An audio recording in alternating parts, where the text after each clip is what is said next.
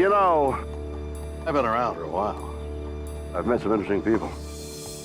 Done some crazy things. You'd think that there wasn't much that could take me by surprise. You'd be wrong.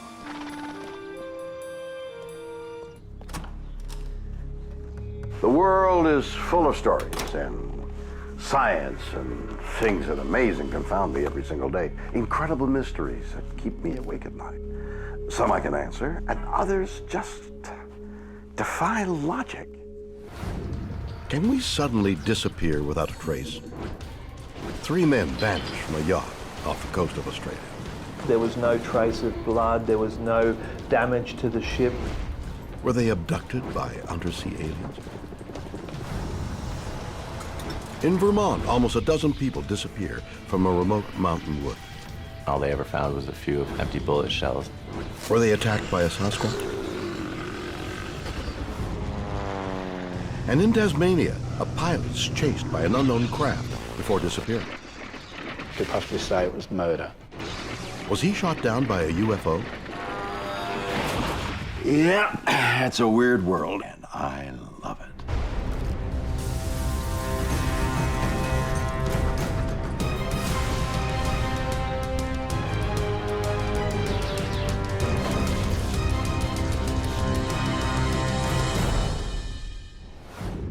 The Mary Celeste, magnificent, isn't she?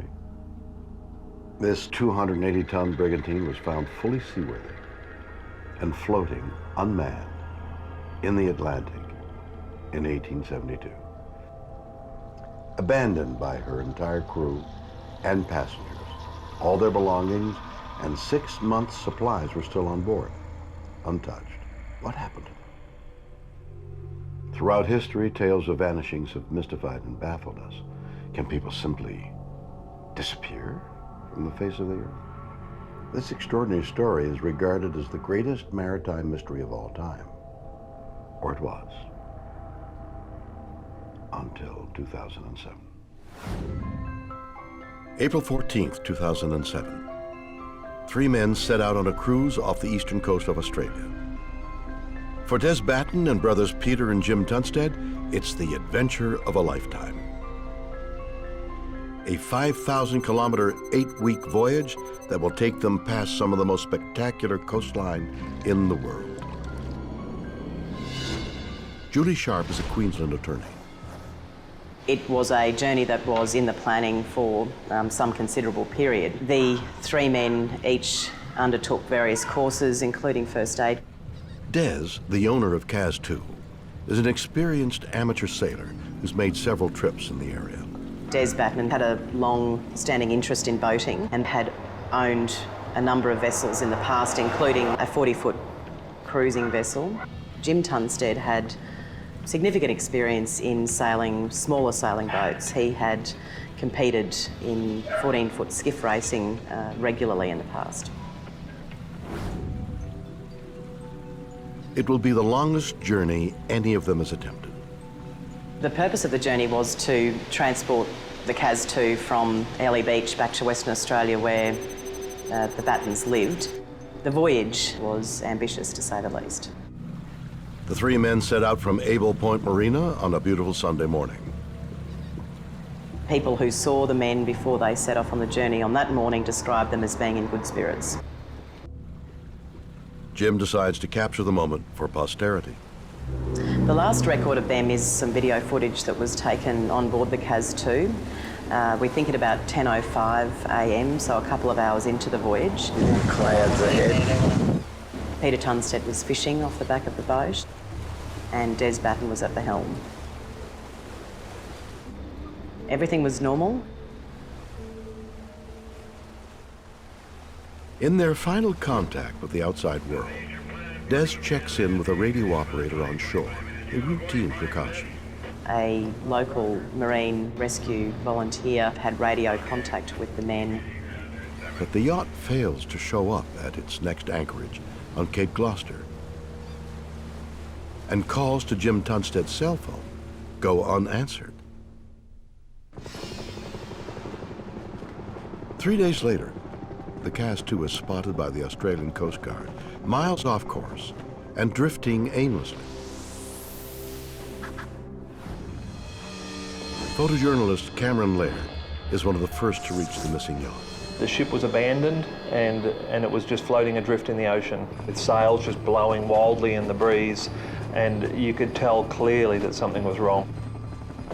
When the search and rescue found the boat, they lowered crewmen who went in and checked to see if there were anyone on board. Rescuers find no sign of the crew. But even more alarming, they find evidence that whatever took place on board must have taken them by surprise. Keys were still in the ignition of the boat. The maps were still laid out on the table. Sugar and tea bags were still in the kitchen. Fishing lines were still on board. There was a laptop still running at the time. There were still life jackets on board. The orange fluorescent life ring was still on board. The safety buoys were still attached to the boat. Everything looked fine. It just looked like that someone had driven the boat into port and parked. Mysteriously, the only thing that's out of place is an ordinary piece of fishing line. There was fishing line and a lure tangled around the portside rudder, and that was where Peter Tunstead was seen to be fishing. The authorities launch a massive search and rescue operation by air and sea. They sent search and rescue helicopters and fixed-wing planes. I think also maybe the Army were involved with some Army aircraft as well. The Cas-2 is towed into port where the police and forensic teams comb the vessel for clues. There was no trace of blood, there was no damage to the ship, there was no broken glasses or anything in the cabin. Nothing untoward had happened.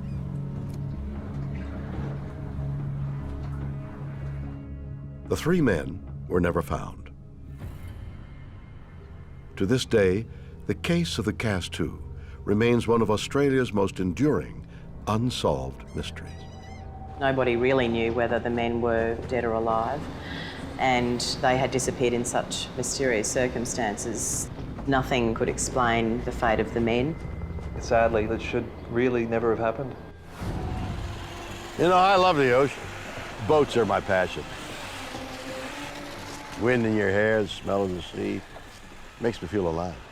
But I gotta tell you, this story is weird or what? I mean, we all know that sailors have to have respect for the sea, right? But here they are on a perfect day, on a perfect boat. What were they doing? I mean, let's face it, what could possibly go wrong?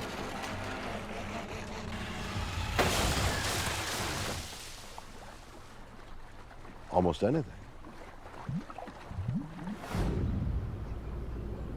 What happened to the men on board the Cas-2?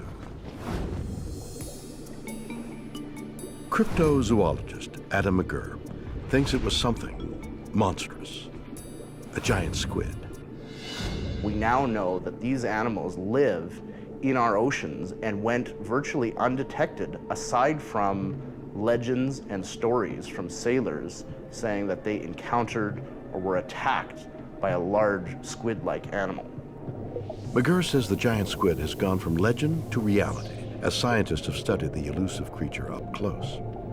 In 2007, fishermen off the southern tip of New Zealand actually captured the largest recorded specimen of a colossal squid, and it measured 33 feet long from the tip of its head to the end of its tentacles, and it was estimated to weigh about 1,100 pounds. But could a giant squid account for the loss of the Cas-2's crew? McGurr says the animals have attacked small boats before, especially in the warm waters of the Pacific. In 2003, there were a couple of French sailors attempting to circumnavigate the globe. All of a sudden, they lost control of their boat.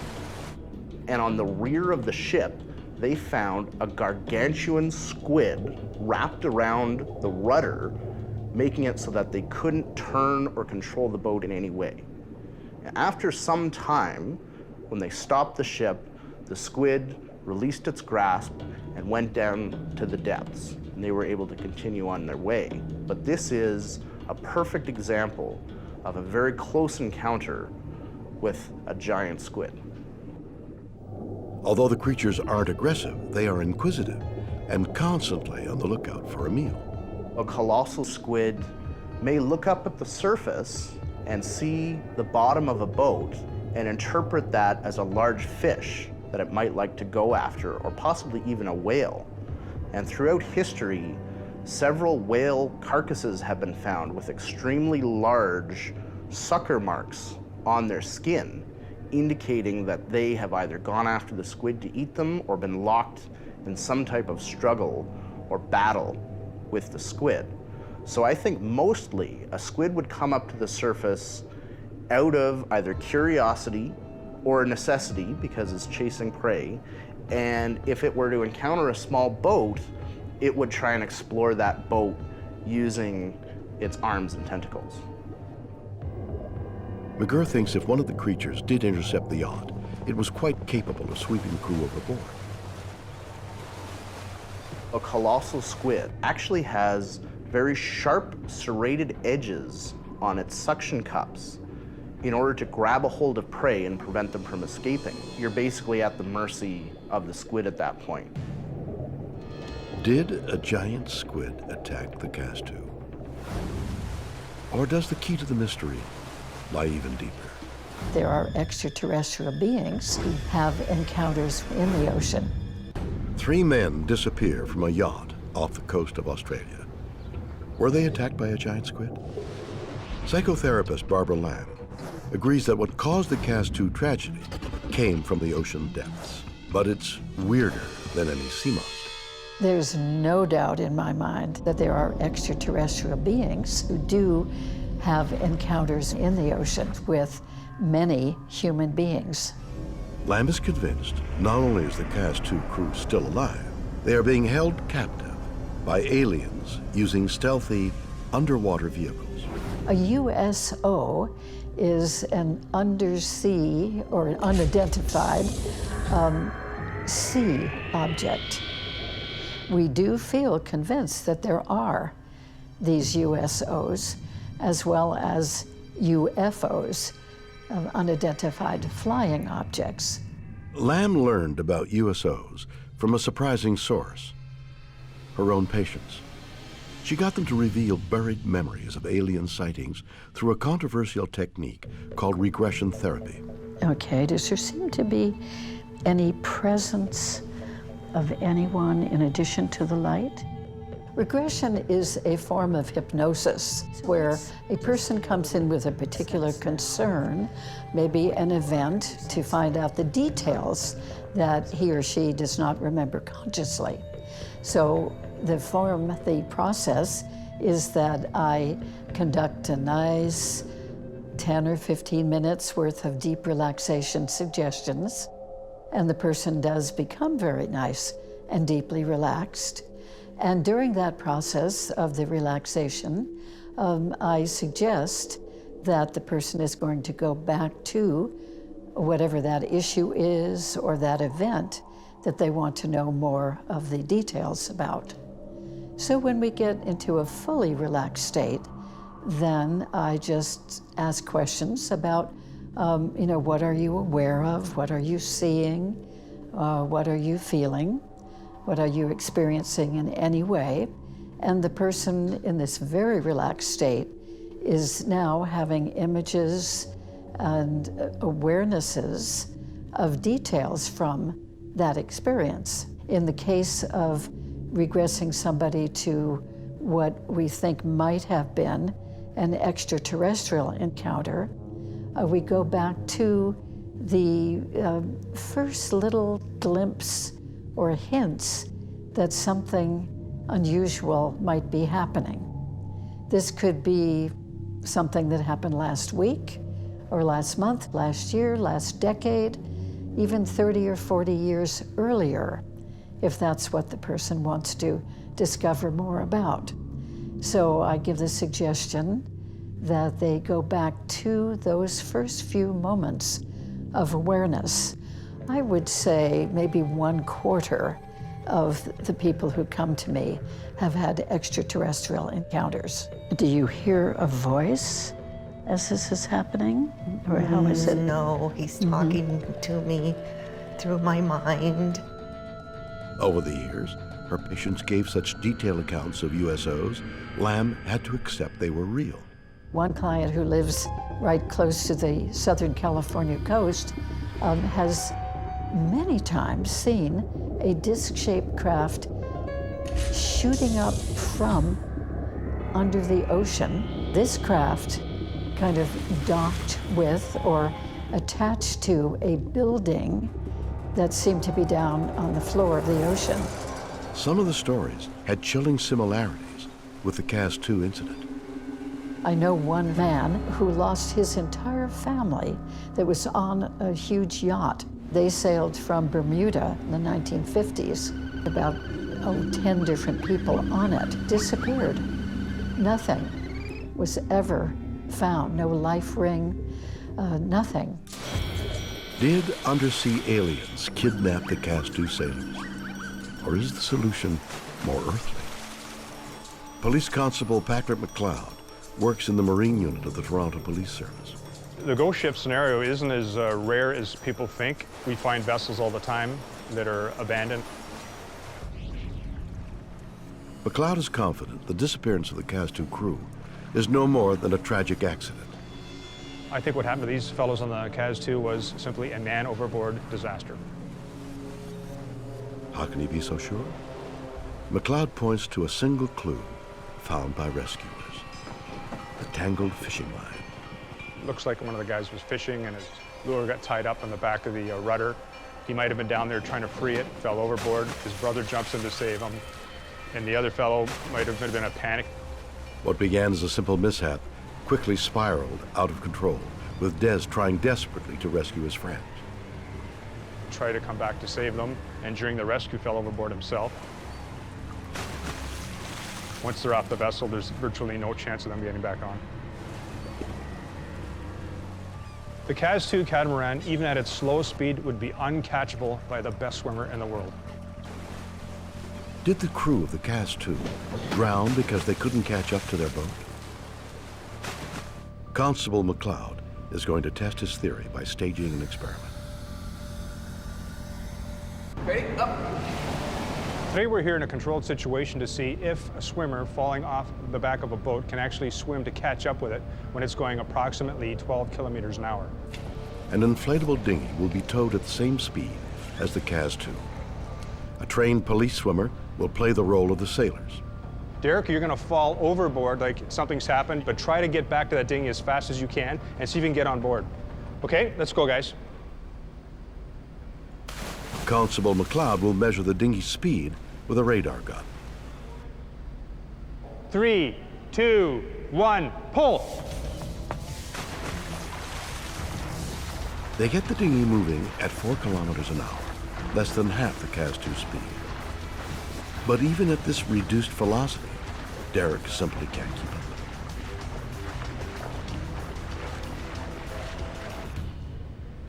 Even in a controlled situation in a pool with a very fit person, a very young person, a trained person, that he was still unable to catch that dinghy at a much slower speed than we thought the CAS-2 was going. There's no way that these older gentlemen are going to be able to catch that vessel. They're basically doomed. Were the men on board of the CAS-2 snatched by a sea monster? Were they abducted by undersea aliens? Or did they simply fall overboard in a tragic accident? Weird to look.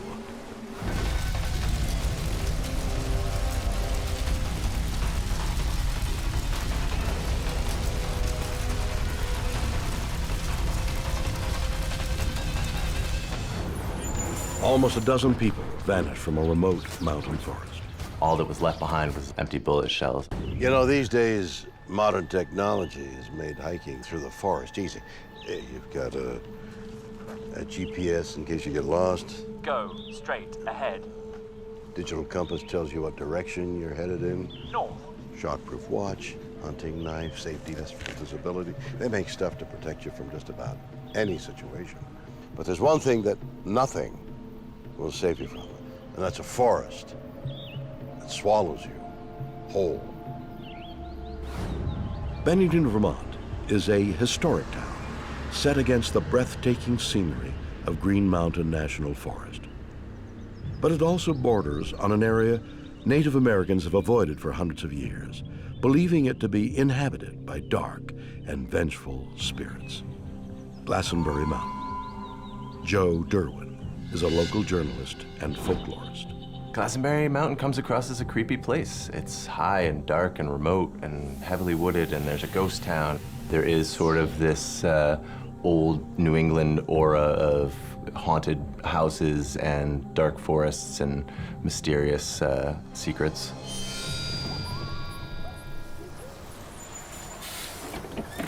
One of the region's most puzzling mysteries is that of James Tedford. On December 1st, 1949, James is making his way home after visiting relatives. Tedford was a veteran who lived in Bennington. He had taken this bus countless times, but tonight he attracts more attention than normal. There was a sighting of James Tedford in St. Albans, Vermont. He was seen by a friend there during a stop.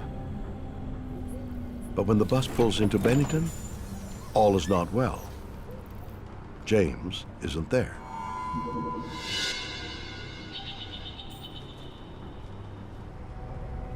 He was seen on a bus by 14 witnesses at one stop, and then by the next stop, he was mysteriously gone, and all that was left behind was his luggage. Police are called in to investigate, but no trace of the man is ever found. We don't know what happened to him after that. But James's disappearance isn't the only unsolved missing persons case in the Bennington area. Exactly 3 years earlier, Paula Weldon is hiking the Long Trail, one of Bennington's most famous tourist attractions. Paula Weldon was an attractive 18-year-old student at Bennington College. She left the campus on December 1st, and she went walking up the Long Trail towards the top of Glastonbury Mountain. Despite the cold, Paula isn't alone in the forest. Other hikers see her as she disappears around a bend. They think nothing of it until they too round the corner. Paula is nowhere to be seen. She was seen by several people on the way, and then at some point, she simply disappeared. Police and the FBI mount one of the biggest manhunts in Vermont history. It was probably the most extensive of any of the searches. It was one of the first times helicopters were used over the area to look for someone. Paula is never heard from again. Even more puzzling is what happens to Mitty Rivers, a local guide and outdoorsman. Mitty Rivers is a guy in his 60s, very experienced in the woods.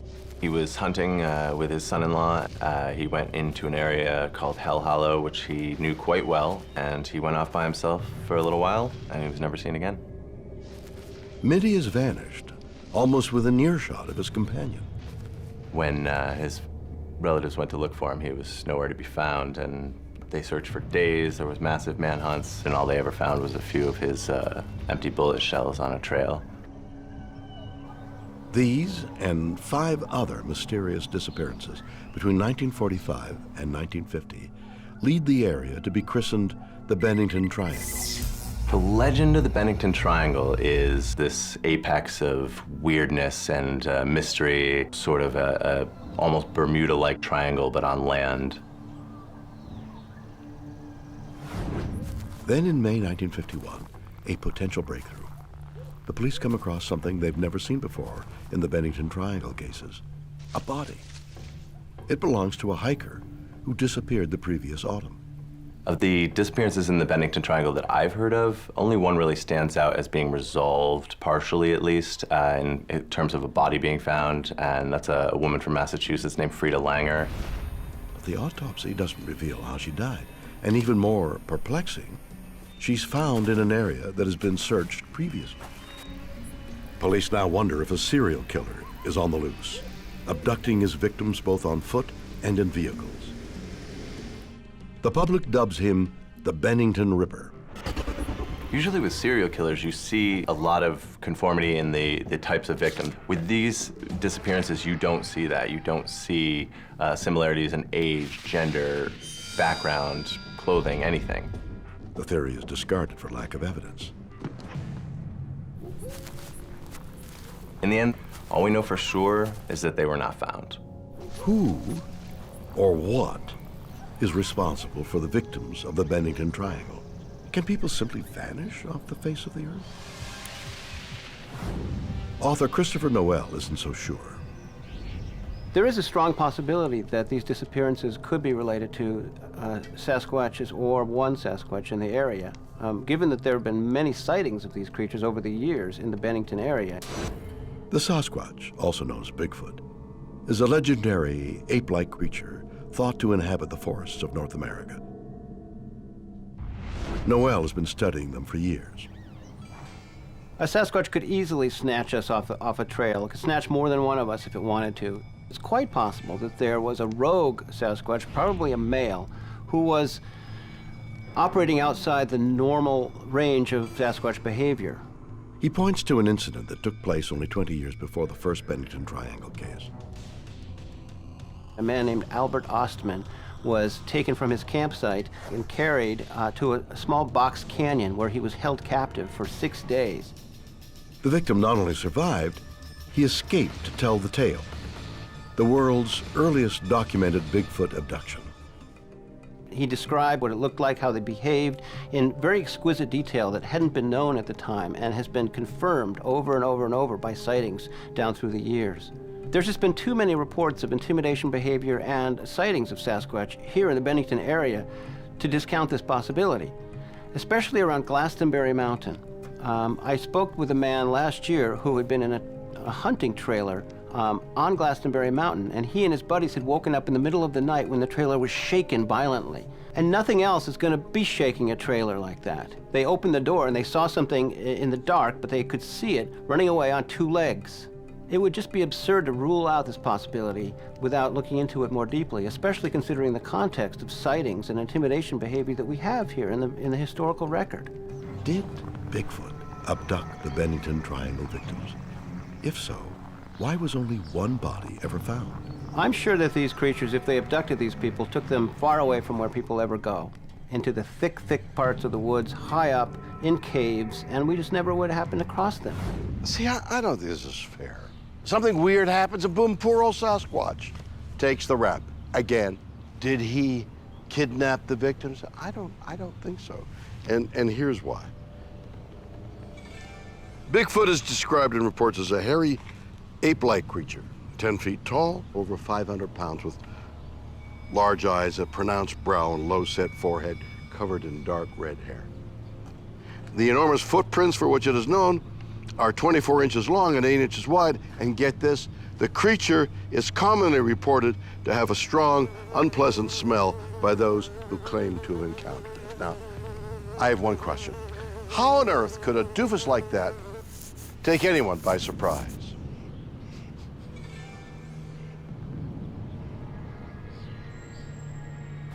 Is Bigfoot to blame for the Vermont vanishings? Or was it another kind of killer? When they're hungry, food is food. 8 people vanished from the Bennington Triangle in Vermont. Were they kidnapped by Bigfoot? Bennington hunting and fishing guide George Prouty says no. I think the only animal in this area that would attack and kill a human would be a mountain lion. We know there's big cats up here. When the food population is low and they're hungry, food is food. Prouty has no doubt the animals have what it takes to take down a fully grown man. A mountain lion is a big cat. They're very protective of their game. What they kill, they usually cart away. Even my size, a 200-pound person, a cat like that can drag and actually carry up a tree, put on a limb and take their time to devour it. And after a period of time, you'd think even the clothing would be visible. Yet a denning animal, an animal that goes into a cave or a den, which a mountain lion that has young, that's where they're going to be. They're not going to be up in a tree somewhere.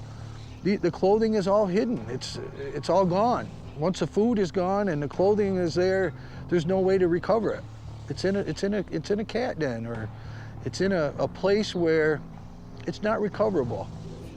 Prouty says details of the vanishings match the way big cats stalk their prey. It's always been a single person, and when a mountain lion goes on attack, that's their ultimate goal, is to get one individual singled out from the crowd, then that's the one they're going to choose to attack. Did a mountain lion devour the victims of the Bennington Triangle? How does this explain James Tedford vanishing from a moving bus?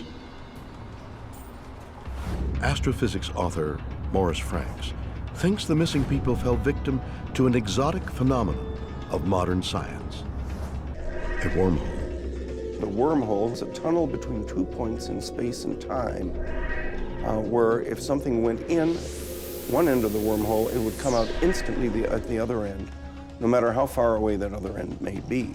In other words, not limited by the Einstein's limit on the speed of light, 186,284 miles per second, as the speed of travel, but instantaneous communication. Wormholes unquestionably exist at the subatomic level. There's no question about that. And apparently there is no limit to the size to which a wormhole can be made. Could a human stumble into a wormhole? Frank says it's happened before, to none other than the U.S. military. In 1943, the United States Navy wanted a technology to make battleships disappear from enemy radar. And they commissioned Albert Einstein and Nikola Tesla to work on the project.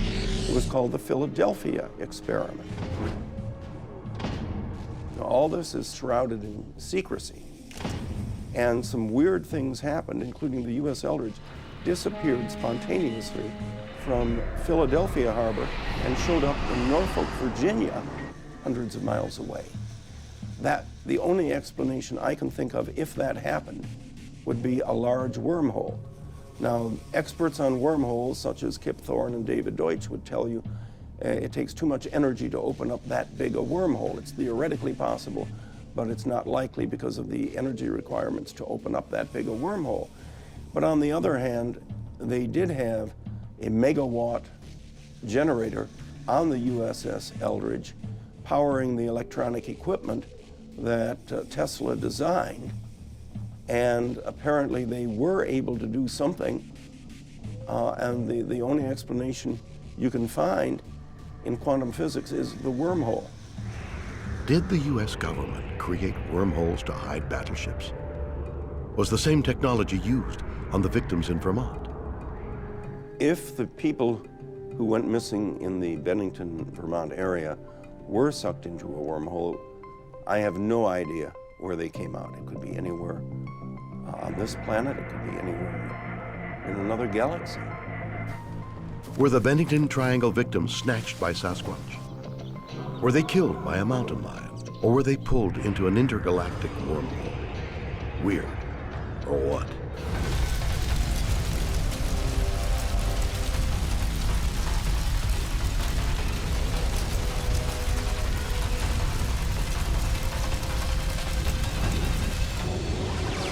A pilot is chased by a UFO before he vanishes without a trace.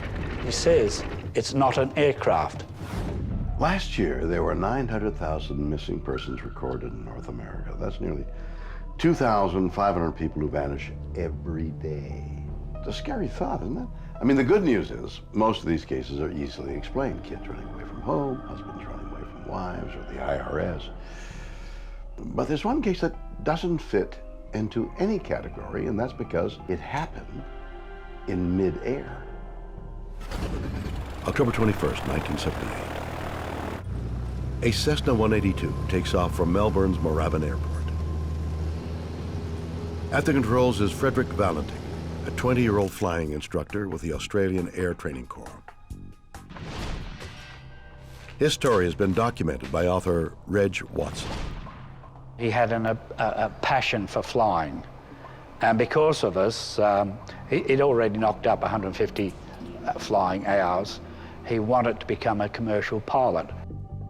Frederick is bound for King Island, a short flight across the Bass Strait that separates mainland Australia from Tasmania. Bass Strait is the most fascinating place. There has been a number of underground earthquakes there. So it is a very dangerous area, volatile area, and many boats, if you like, mysteriously go missing. Valentik had planned to leave Moorabbin Airport to go to King Island to meet some friends there. Visibility was good. It was excellent flying weather. It's little more than an hour's flight time to King Island Airport. So far, it's been going smoothly. It was only going about 120 miles per hour. Full tank. It had been well looked after. There was no problem with the craft itself. It should have got to King Island without any problem.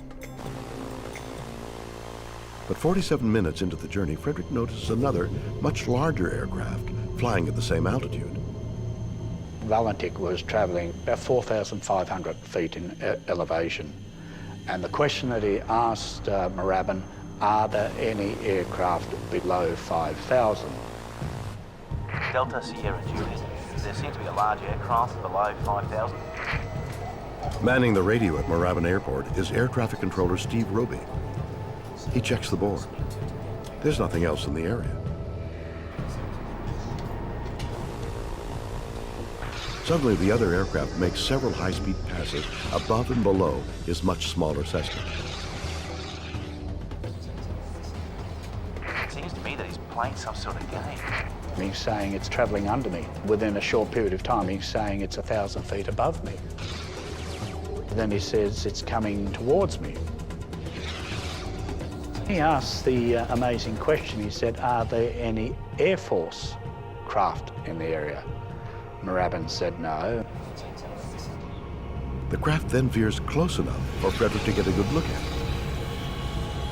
He said, well, it's long, shiny like metal. It's got a green light and sort of metallic. It's all shiny on the outside. Obviously, he's not familiar with it.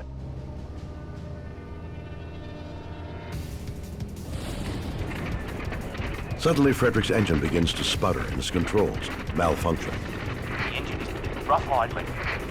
But now the strange craft is performing even more frightening maneuvers around Frederick's plane. It's travelling at incredible speeds. He said it's vanishing.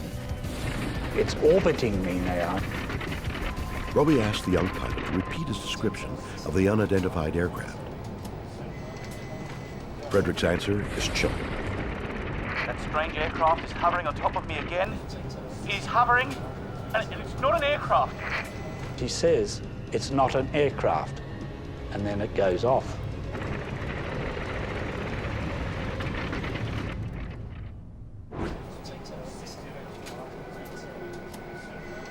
It's Frederick's last transmission.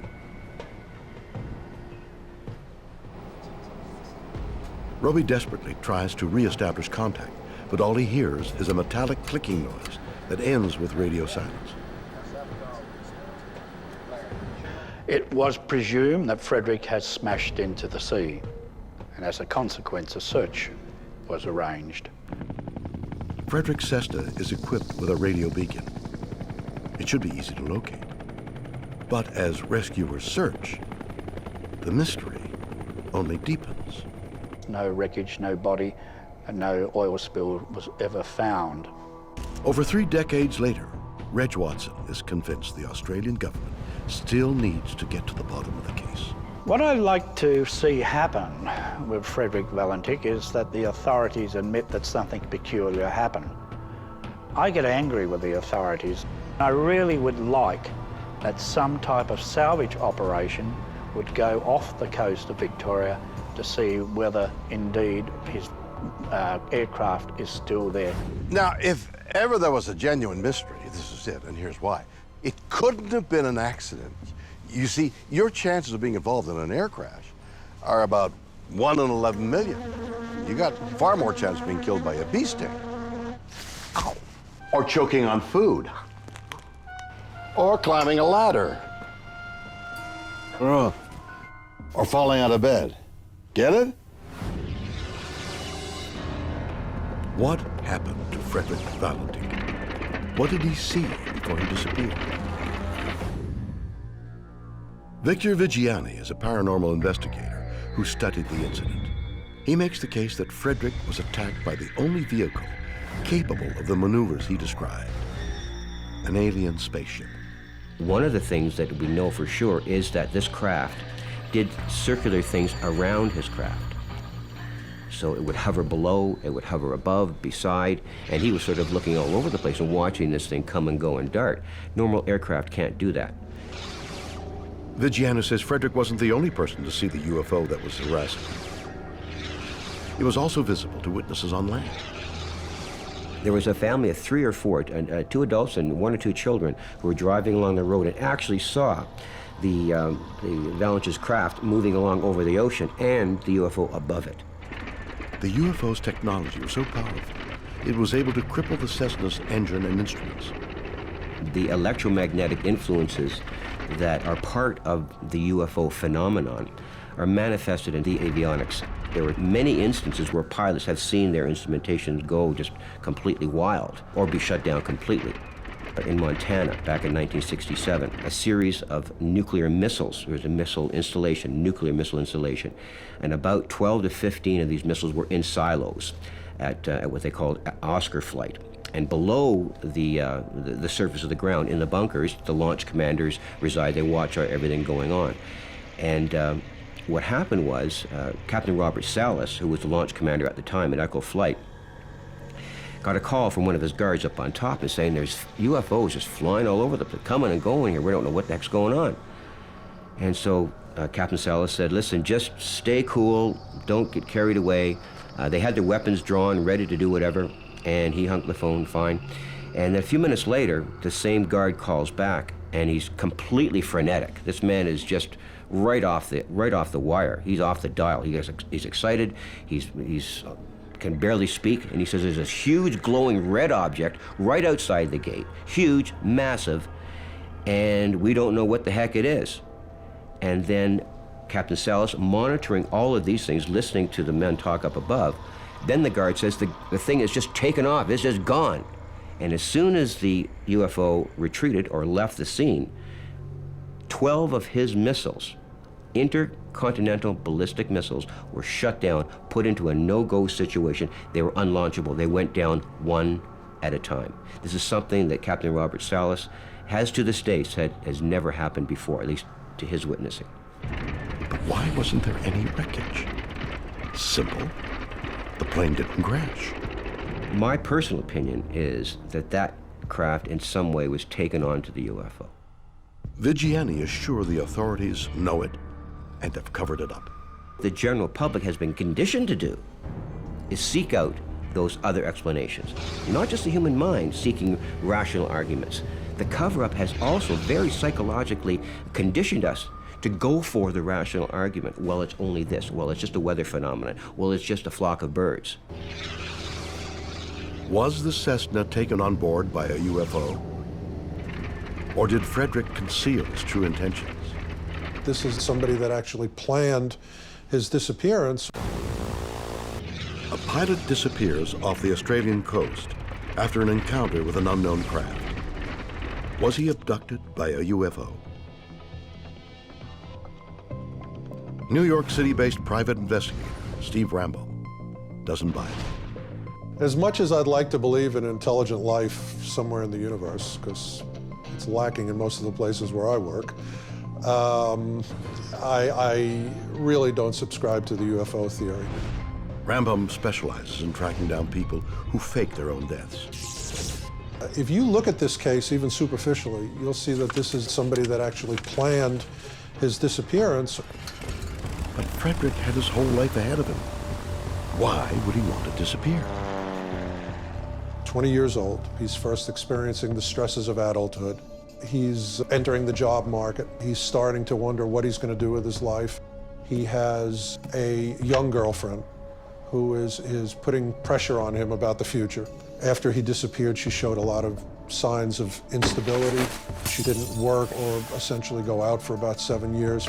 I can tell you, when I was a 19-year-old guy, there were a couple of times when I wished I had a plane I could get into and go away from from my college tests and my girlfriend at the time and whatever. I've got to tell you, there are people of that age with less pressure on them who don't have a plane available to them who manage to get up and fly away. How does this explain the UFO attack? Rambam thinks Frederick made it up. For the couple of weeks before he disappeared, he expressed unusual sudden interest in UFOs. It's a little difficult for me to believe that this fella all of a sudden gets sucked up into the mothership. But if Frederick was a faker, why did he do it? To escape. He has a plane at his disposal, which he has gassed up for 300 miles flight. Even though he's only got to go 40 miles, he probably needed some getting away money. And that plane was worth something. I think that plane was either sold or sold for parts. Everything was easier in 1978. Life was easier. Today, if you disappear, I know everywhere you've been up to the nanosecond before that disappearance. I know your credit card usage. I know your Wi-Fi activity. I know your cell phone within 100 feet. I know who you spoke to, who you emailed. I know your friends, your family, your likes, your dislikes, all in a database. I can tell you that now, I've been doing this for about 30 years, and I can tell you that in 1981 and 82, when I backgrounded somebody, my initial intake file, if I was really, really lucky, was about 20 pages. That was a huge file. Today, if I background you and I do initial intake on somebody who's disappeared, if I have less than 500 pages, it's a shame. Rambam thinks we can solve the mystery. All we have to do is look in the right place. If I had to bet, I think he's flying planes somewhere. Certainly not under his own name, but there's somebody that looks quite like him with his background. I've worked with police in Australia. They're no dummies. I think they've kept this open because they know darn well this kid was not sucked up into a UFO. Did Frederick Valentin fake his own death? Or does the answer lie elsewhere? Mark Wallace has been a commercial airline pilot for almost 30 years. I've actually narrowed it down to one theory as to what's happened. If you're a brand new pilot, this is one of the more common problems that leads to crashes. They get disoriented. Wallace thinks Frederick's big mistake was the time he departed, 6:20 p.m. When you're a fairly new pilot, that's called visual flight rules. You're looking at the sky for reference to keep yourself right side up. As you get late in the day, the water looks black at night. You now have a black ocean morphing into a black sky. You're losing that defining horizon for pilots to look at. As it grows darker, Frederick grows more disoriented. You can't really see the horizon anymore. It's very easy then for the airplane to start to go into a bank and you don't feel it. If you're an inexperienced pilot and you can't feel the plane banking and you look down at this instrument and it shows the airplane in a 30-degree bank, you don't believe it, so you don't change. The more the plane banked, the more it lost altitude until the Cessna simply fell into the sea. But why didn't searchers find any wreckage? The Bass Strait is a massive strait of water between Australia and Tasmania, and it's got a lot of ocean currents as the ocean whips down from the Great Barrier Reef. Even though it's not very deep, it wouldn't take much for that, whatever debris there is, to end up who knows where. But what about the mysterious craft that harassed him? My first thought was that it's some sort of a military aircraft. You know, someone's fooling around, having a little bit of fun with the guy. I wouldn't put it past the military guys to go out and basically do an intercept, you know, a practice intercept on an aircraft. Did Frederick Valentin crash his plane into the ocean? Or did he fake his own death?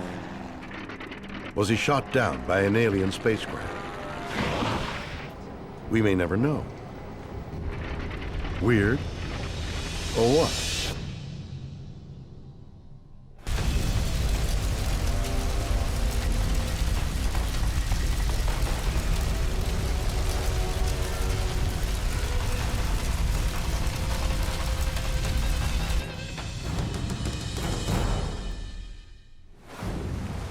So there we have it.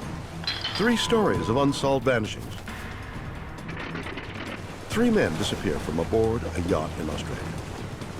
Were they attacked by a giant squid? A series of people vanished from a remote Vermont forest. Did Bigfoot kidnap them? And a pilot was chased by a strange, unidentified craft. Was he shot down by aliens? You decide. Join me next time for more stories that will undoubtedly be weird, or what?